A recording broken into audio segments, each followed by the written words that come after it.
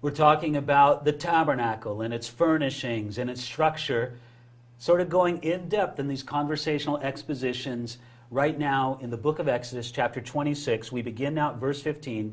But although previously, the last time we talked about this system of coverings, there were 4 different coverings. Maybe we could show the people the graphic of those 4 coverings put together.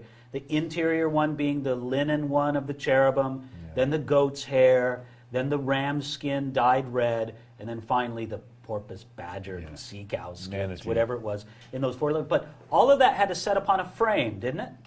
And so that's what we're going to talk about now, the frame upon which it would stand. Somebody read starting now at verse 15. And for the tabernacle you shall make the boards of acacia wood standing upright. 10 cubits shall be the length of a board, and 1.5 cubits shall be the width of each board. 2 pinions shall be in each board for binding one to another. Thus you shall make for all the boards of the tabernacle. And you shall make the boards for the tabernacle, 20 boards for the south side. You shall make 40 sockets of silver under the 20 boards, 2 sockets under each of the boards for its 2 pinions. And for the second side of the tabernacle, the north side, there shall be 20 boards, and there 40 sockets of silver, 2 sockets under each of the boards. For the far side of the tabernacle, westward, you shall make 6 boards. And you shall also make 2 boards for the 2 back corners of the tabernacle. They shall be coupled together at the bottom, and they shall be coupled together at the top by 1 ring. Thus it shall be for both of them. They shall be for the 2 corners. So there shall be 8 boards with their sockets of silver, 16 sockets, 2 sockets under each board. Okay, so you got this system of boards and sockets and poles and things all interconnected.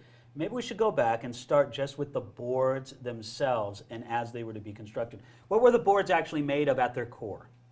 It says here that they're made of acacia wood. Okay. Now, what's so great about acacia wood? Yeah, we see it all the time here in the building. Was it just something that was very easy to get? It was obtainable. It was out in that portion of the wilderness that they were in. But you know, it's also an extremely hard wood, very resistant to bugs and pests and things like that. It lasts. You know, when I was in Europe living there for years, you'd see oak beams that are more than 500 years old. Well, I've heard that acacia wood is even hardier and a harder wood than even oak. And so it was just a good building material. Probably wasn't so easy to work with, but you could do it. So that's at the core. What's around each board? Maybe we could show people the graphic and kind of give them the idea here. Around it is gold, isn't it? A covering of gold put upon a foundation of silver. But the foundation has 2 parts to it. Yeah. Isn't that interesting? The foundation of God's work there at the tabernacle was to be on 2 parts for each board.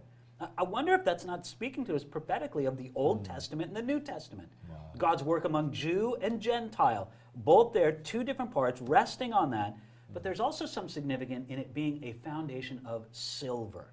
What does silver speak of in the Scriptures? Throughout the Scriptures, we see silver speaking of redemption. Being redeemed. So literally, the tabernacle was built on the foundation of redemption. Wow. Then the preciousness of gold, the strength of acacia wood, but then it's also joined together by a system, coupled together. Yes, bars that were used to join together. Maybe we should talk about that starting at verse 26. It says, and you shall make bars of acacia wood, 5 for the boards on one side of the tabernacle, 5 bars for the boards on the other side of the tabernacle, and 5 bars for the boards of the side of the tabernacle, for the far side westward. The middle bar shall pass through the midst of the boards from end to end. You shall overlay the boards with gold, make their rings of gold as holders for the bars, and overlay the bars with gold. And you shall raise up the tabernacle according to its pattern, which you were shown on the mountain. Okay, now, so you have this structure sort of taking shape. And from the dimensions given of the boards and that, we can sort of calculate how big the tabernacle was. How big of a tent are we talking about? Not very big, really. I mean, I think we always envision something huge and large, but maybe something like, what do we have here? Maybe you thought 15 feet by like 45? 15 feet wide. People think maybe about 45 feet long. And you're talking about maybe 12 or 15 feet tall. Okay, so you're talking about this building that's not particularly huge. I mean, it might fit into the building, the room we're in right now. So you're not talking about a huge, massive building, but precious. Yeah. It doesn't have to be big to be precious, right? There's so much gold. This little tent, so to speak, and all of its accoutrements, worth more than $13 million. Wow. I just wonder, you think about a modern day building project like that, you want to spend this much money on a building this big? Are you kidding me? Yeah. But it just kind of shows that God's appreciation of things doesn't necessarily follow man's appreciation of them. And really kind of hidden. Again, I mean, we just talked about the coverings that over it. I mean, this gold, these poles, these planks weren't really visible to the eye. Not to the outside, from the inside of the tabernacle, but only Right. priests could go into the inside of it. They could see the gold, but that's right. And isn't it, a lot of times God's most precious work in the life of somebody is hidden.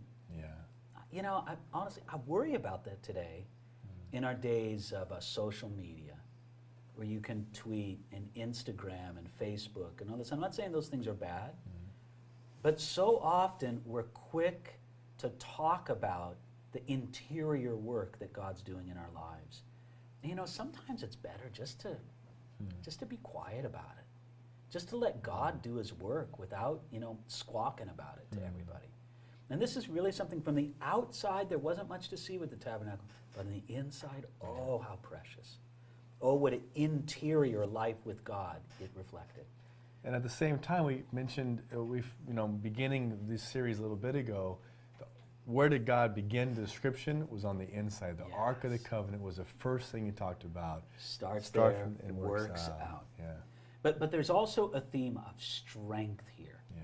Not only do you have acacia wood and a silver foundation and gold around, but you have it linked together by these bars. I think we got an interesting graphic for the people there, a depiction of how one of the bars even ran right through the middle, and there were hooks on the exterior that held the bar. I mean, this was something that was stable. It hung together.